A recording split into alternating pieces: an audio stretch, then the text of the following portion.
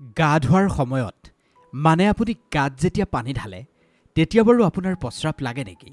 গা ধোৱাৰ সময়ত যদি আপোনাৰ প্ৰস্ৰাৱ লাগে তেন্তে এই ভিডিঅ'টো আপোনাৰ বাবে। গা ধোৱাৰ সময়ত প্ৰস্ৰাৱ লগাটো বেমাৰৰ কিবা সংকেত নেকি? নে গা ধোৱাৰ সময়ত প্ৰস্ৰাৱ লগাটো এক সাধাৰণ ঘটনা? বহু মানুহৰেই গা ধোৱাৰ সময়ত, বিশেষকৈ গাত পানী ঢলাৰ সময়ত প্ৰস্ৰাৱ হোৱা যেন অনুভৱ হয়। বহুতৰেই প্ৰস্ৰাৱ লাগেও। এই কথাটোক লৈ বহুতৰ মাজত ভ্ৰান্ত ধাৰণা আছে। সেইবাবে আজিৰ আমি এই ভিডিঅ'টোত গা ধোৱাৰ সময়ত প্ৰস্ৰাৱ লগাৰ আচল কাৰণ আপোনাক ব্যাখ্যা কৰিব খুজিছোঁ। আপোনাৰো গা ধোৱাৰ সময়ত প্ৰস্ৰাৱ লাগে যদি এই ভিডিঅ'টো আপুনি শেষলৈকে চাব। নমস্কাৰ প্ৰিয় দৰ্শক, আমাৰ ছেকেণ্ড চেনেল পজিটিভ ভাইবছৰ এটা নতুন ভিডিঅ'লৈ আপোনালোক সকলোকে মই স্বাগতম জনাইছোঁ। গা ধোৱাৰ সময়ত প্ৰস্ৰাৱ কিয় লাগে? যিসকলৰ গা ধোৱাৰ সময়ত প্ৰস্ৰাৱ লাগে তেওঁলোকে কিবা বেমাৰৰ সংকেত পায় নেকি? শৰীৰত কিবা বেমাৰে বাস ল'লে গা ধোৱাৰ সময়ত মানুহৰ প্ৰস্ৰাৱ লাগে নেকি? এই কথাৰ উত্তৰ দিম আজি আপোনাক এই ভিডিঅ'টোত। কেতিয়াবা এনেকুৱা হয়, গাত আপুনি পানী ঢলাৰ কেইছেকেণ্ডমানৰ পিছতেই আপোনাৰ প্ৰস্ৰাৱ হোৱা যেন অনুভৱ হয়। বহুতেই চাগে সেই সময়ত বাথৰুমত প্ৰস্ৰাৱ পৰ্যন্ত কৰে। কিন্তু কেতিয়াবা আপুনি ভাবি চাইছেনে এনেকুৱা কিয় হয়? এই সন্দৰ্ভত বিভিন্ন সামাজিক মাধ্যমত বিভিন্ন সময়ত অপপ্ৰচাৰ দেখিবলৈ পোৱা যায়। বহুতেই কয় গা ধোৱাৰ সময়ত প্ৰস্ৰাৱ লগাটো ডাঙৰ কিবা বেমাৰৰ সংকেত। বহুতেই এই কথাটোত ভয় খাই যায়। বিভিন্নজনৰ মনত এই সন্দৰ্ভত বিভিন্ন প্ৰশ্নৰ সৃষ্টি হয়। সঁচাকৈ গা ধোৱাৰ সময়ত প্ৰস্ৰাৱ লগাটো গুৰুতৰ ৰোগৰ সংকেত নেকি? যদি গা ধোৱাৰ সময়ত আপোনাৰ প্ৰস্ৰাৱ লাগে তেন্তে আপুনি কি কৰা উচিত? আজি আমি আপোনাক সকলো কথা মুকলিকৈ সহজ সৰলকৈ বুজাই দিবলৈ চেষ্টা কৰিম। অষ্ট্ৰেলিয়াৰ এটা ৱেবছাইট দ্য কনজাৰভেশ্যনৰ মতে আমাৰ ব্ৰেইন আৰু ব্লাডাৰৰ মাজত এক নিউৰেল নেটৱৰ্কৰ জৰিয়তে ধাৰাবাহিকভাৱে কমিউনিকেশ্যন মানে যোগাযোগ হৈ থাকে। এই নেটৱৰ্কটোক ব্ৰেইন ব্লাডাৰ এক্সেছ বুলিও কোৱা হয়। এই ছিষ্টেমটোৱে আমাৰ প্ৰস্ৰাৱ কৰাৰ প্ৰক্ৰিয়াটো কণ্ট্ৰল কৰি ৰাখে আৰু আমাক সংকেত দিয়ে আমি কেতিয়া প্ৰস্ৰাৱ কৰিব লাগে বা কোন সময়ত প্ৰস্ৰাৱ কৰাটো জৰুৰী। যেতিয়া আমাৰ ব্লাডাৰটো ইউৰিনেৰে মানে প্ৰস্ৰাৱেৰে ভৰি পৰে তেতিয়াই আমাৰ নাৰ্ভাছ ছিষ্টেম এক্টিভ হৈ যায় আৰু আমি প্ৰস্ৰাৱৰ প্ৰেছাৰ অনুভৱ কৰিবলৈ ধৰোঁ। আমাৰ নাৰ্ভাছ ছিষ্টেমটোৱে গোটেই সময়খিনি ব্লাডাৰটো মনিটৰিং কৰি ৰাখে আৰু যেতিয়াই আমাৰ ব্লাডাৰটো ভৰি যায় তেতিয়াই আমি সেই ব্লাডাৰটো খালী কৰাৰ এটা ছিগনেল পাওঁ। আমাৰ মগজুৱে যেতিয়া ব্লাডাৰটো ভৰি যায় মগজুৱে লগালগ সেই ব্লাডাৰটো খালী কৰাৰ এটা সংকেত লাভ কৰে। এই গোটেই প্ৰক্ৰিয়াটো সম্পূৰ্ণ প্ৰাকৃতিক প্ৰক্ৰিয়া, নেচাৰেল প্ৰচেছ, যিখিনি আমাৰ শৰীৰটোত প্ৰতিদিনেই চলি থাকে। কিন্তু এতিয়া প্ৰশ্নটো হ'ল, গা ধোৱাৰ সময়তেই প্ৰস্ৰাৱৰ অনুভৱ কিয় হয় বা প্ৰস্ৰাৱ কিয় লাগে? ইয়াৰ আঁৰৰ বৈজ্ঞানিক কাৰণ কি? বহু ৰিচাৰ্চত এটা কথা স্পষ্ট হৈছে, যেতিয়াই আমি শৰীৰত ঠাণ্ডা পানী ঢালি দিওঁ তেতিয়া আমাৰ শৰীৰৰ চিম্পেথেটিক নাৰ্ভাছ ছিষ্টেম এক্টিভেট হৈ যায়। তেনেকুৱা সময়ত আমাৰ ব্লাড প্ৰেছাৰ বাঢ়িবলৈ ধৰে আৰু সেইখিনি নৰ্মেল কৰিবৰ কাৰণে আমাৰ কিডনীয়ে বেছিকৈ ফ্লুইডখিনি ফিল্টাৰ কৰিবলৈ ধৰে। এই প্ৰক্ৰিয়াটোক ইম'চন ডিউৰেটিক বুলি কয়। এই প্ৰচেছটোৰ সময়ত আমাৰ ব্লাডাৰ নৰ্মেলতকৈ বহুত বেছি ক্ষিপ্ৰতাৰে ভৰি পৰে, যাৰ কাৰণে আমি লগালগ প্ৰস্ৰাৱ কৰাৰ প্ৰয়োজন অনুভৱ কৰোঁ।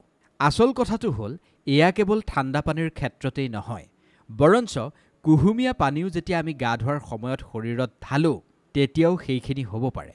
বিশেষকৈ বাথৰুমত থকা যেতিয়া আপুনি শ্বাৱাৰ ল'ব, শ্বাৱাৰৰ তলত যেতিয়া আপুনি গা ধুব তেতিয়া প্ৰস্ৰাৱ কৰাৰ অনুভৱখিনি বেছিকৈ হয়। কেৱল সিমানেই নহয়, কিছুমান মানুহৰ সামান্য স্থিতিত প্ৰস্ৰাৱ কৰাৰ সমস্যা হয়, কিন্তু শ্বাৱাৰ লোৱাৰ সময়ত খুব সহজতেই তেওঁলোকে প্ৰস্ৰাৱ কৰিব পাৰে। 2015 চনত হোৱা এটা ষ্টাডি অনুসৰি এটা কথা পোহৰলৈ আহিছে, যি পুৰুষে প্ৰস্ৰাৱৰ সমস্যাত ভুগি থাকে, যাৰ ইউৰিনেৰী ডিফিকাল্টিছ থাকে, প্ৰস্ৰাৱৰ যাৰ সমস্যা থাকে, তেওঁলোকে ৰানিং ৱাটাৰৰ শব্দ শুনিলেই ৰিলেক্স অনুভৱ কৰে আৰু তেতিয়াই তেওঁলোকৰ প্ৰস্ৰাৱ কৰাটো খুব সহজ হৈ পৰে। পানীৰ শব্দ বা শ্বাৱাৰৰ সেই শব্দই তেওঁলোকৰ মগজু ৰিলেক্স কৰাত সহায় কৰে, যাৰ ফলত ব্লাডাৰটো খালী কৰাত একেবাৰে সহজ হৈ পৰে। এতিয়া প্ৰশ্নটো হ'ল, গা ধোৱাৰ সময়ত প্ৰস্ৰাৱ কৰাটো কিবা ডাঙৰ বেমাৰৰ সংকেত নেকি? বহু চিকিৎসক বিশেষজ্ঞৰ মতে গা ধোৱাৰ সময়ত প্ৰস্ৰাৱ লগাটো বা প্ৰস্ৰাৱ কৰাটো এক সম্পূৰ্ণ নৰ্মেল প্ৰচেছ। এইখিনি আমাৰ শৰীৰটোৰ প্ৰাকৃতিক প্ৰতিক্ৰিয়া। এইখিনিক লৈ কোনো ধৰণৰ কোনেও চিন্তা কৰাৰ প্ৰয়োজন নাই। এটা কথা ঠিক, যদি সামান্য স্থিতিত আপোনাৰ প্ৰস্ৰাৱ কৰাত কিবা জটিলতা আহিছে বা বাৰে বাৰে ইনফেকশ্যন হৈছে, প্ৰস্ৰাৱ কৰাৰ সময়ত বা প্ৰস্ৰাৱ লগাৰ সময়ত যদি আপুনি অসামান্য লক্ষণ দেখা পাইছে, তেন্তে এনেকুৱাত আপুনি চিকিৎসকৰ পৰামৰ্শ নিশ্চয় ল'ব লাগিব। কিন্তু কেৱল গা ধোৱাৰ সময়ত প্ৰস্ৰাৱ লগাটো একেবাৰে সাধাৰণ ঘটনা। ইয়াক লৈ আপুনি ভয় খোৱাৰ কোনো প্ৰয়োজন নাই। আপুনি চাগে এতিয়া নিশ্চয় বুজিব পাৰিছে গা ধোৱাৰ সময়ত প্ৰস্ৰাৱ কিয় লাগে। কিন্তু বাৰে বাৰে যদি আপোনাৰ প্ৰস্ৰাৱ লাগি থাকে, সেইটো কিন্তু যথেষ্ট চিন্তনীয়। কিছুমান বেমাৰৰ কাৰণেও আপোনাৰ বাৰে বাৰে প্ৰস্ৰাৱ লাগি থাকিব পাৰে। কোনো কাৰণ নোহোৱাকৈ ঘনে ঘনে যদি আপোনাৰ প্ৰস্ৰাৱ লাগি আছে, তেন্তে সেইখিনিৰ কাৰণে আপুনি সাৱধান হ'ব লাগিব। ধৰি লওক এইখিনি সময়ত আপুনি প্ৰস্ৰাৱ কৰি আহিছে, খুব ধুনীয়াকৈ প্ৰস্ৰাৱ কৰি অহাৰ 5 মিনিট পিছতেই যদি আকৌ আপোনাৰ প্ৰস্ৰাৱ লাগিছে, তাৰ 5 মিনিটৰ পিছতেই যদি আকৌ লাগিছে, তেন্তে এইখিনি কিন্তু চিন্তনীয়। সাধাৰণ মানুহৰ ক্ষেত্ৰত এইখিনি নহয়। শৰীৰত 2-এটা সমস্যা আছে, সেই সমস্যাখিনি হ'লেহে মানুহৰ এনেকুৱা ধৰণৰ সমস্যাৰ সৃষ্টি হয়। বিশেষজ্ঞ চিকিৎসকৰ মতে ইয়াৰ আঁৰত 4টা বেমাৰৰ সংকেত হ'ব পাৰে। যদি আপোনাৰ ঘনে ঘনে প্ৰস্ৰাৱ লাগিছে, তেন্তে আপুনি পলম নকৰি চিকিৎসকৰ কাষ চপাটো উচিত বুলি বিশেষজ্ঞসকলে মন্তব্য কৰিছে। এতিয়া মই আপোনাক ক'ম বাৰে বাৰে প্ৰস্ৰাৱ লাগিলে কি কি বেমাৰৰ আশংকা থাকে।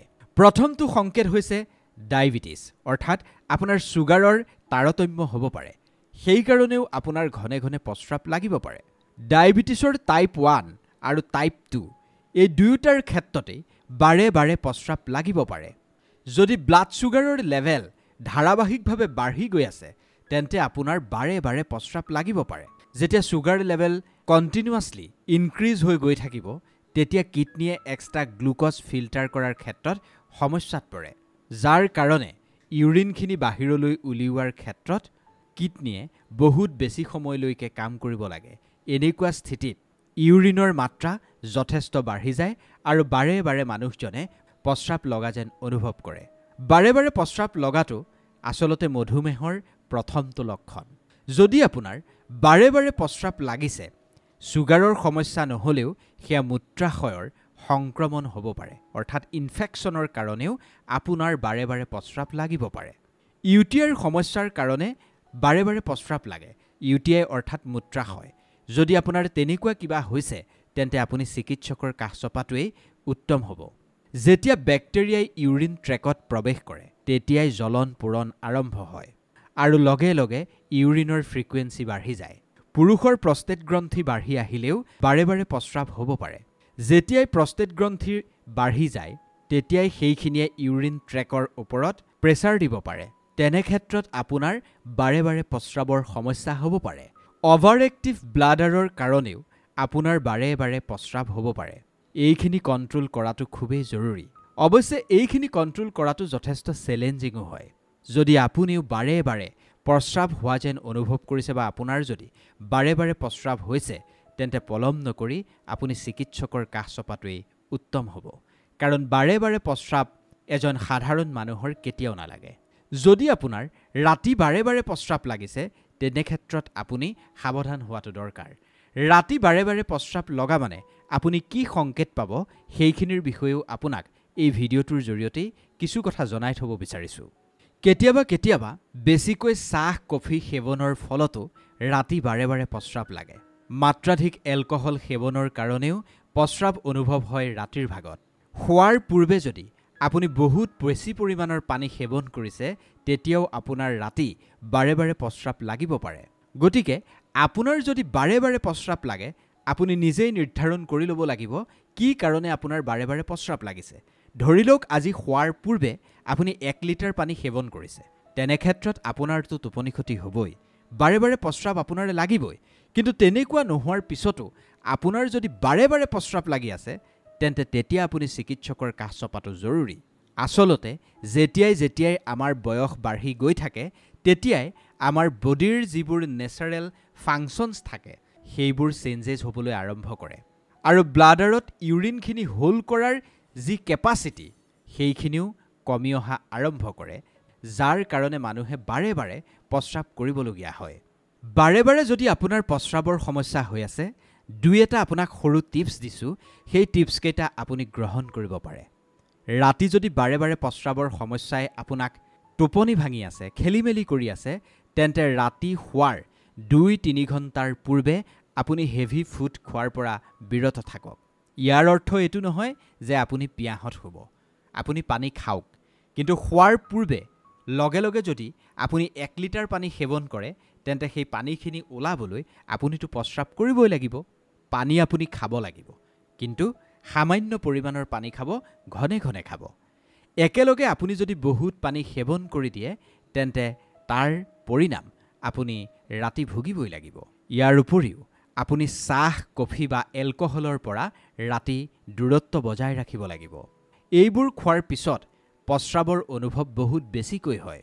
অইলি ফুড, স্পেচিয়েলি যিবোৰ মছলাযুক্ত গৰম খাদ্য, সেইবোৰ ৰাতি খোৱাটো আপুনি বন্ধ ৰাখিব লাগিব। ইয়াৰ উপৰিও ফিজিকেল এক্টিভিটি আপুনি কৰিব লাগিব। ৰেগুলাৰ এক্সাৰচাইজ, স্পেচিয়েলি যোগাসনে আপোনাৰ বডিৰ ইণ্টাৰনেল ছিষ্টেম ষ্ট্ৰং আৰু বেলেঞ্চ কৰে। প্ৰস্ৰাৱৰ সন্দৰ্ভত আজি আমি যিখিনি কথা ক'লোঁ, সেই কথাখিনি নিশ্চয় আপোনাৰ কিছু কামত আহিব বুলি আমি ভাবিছোঁ। 10 জনৰ যদি উপকাৰ সাধন হ'ব বুলি ভাবিছে, তেন্তে ভিডিঅ'টো যিমান পাৰে সিমান শ্বেয়াৰ কৰি দিব। আমি আপোনাৰ সুস্বাস্থ্য আৰু দীৰ্ঘায়ু কামনা কৰিছোঁ। আৰু এনেকুৱা ধৰণৰ ভিডিঅ' পোনপ্ৰথম আপুনি পাবৰ কাৰণে আমাৰ চেনেলটো এবাৰ ছাবস্ক্ৰাইব কৰি ল'বলৈ নাপাহৰিব। ধন্যবাদ।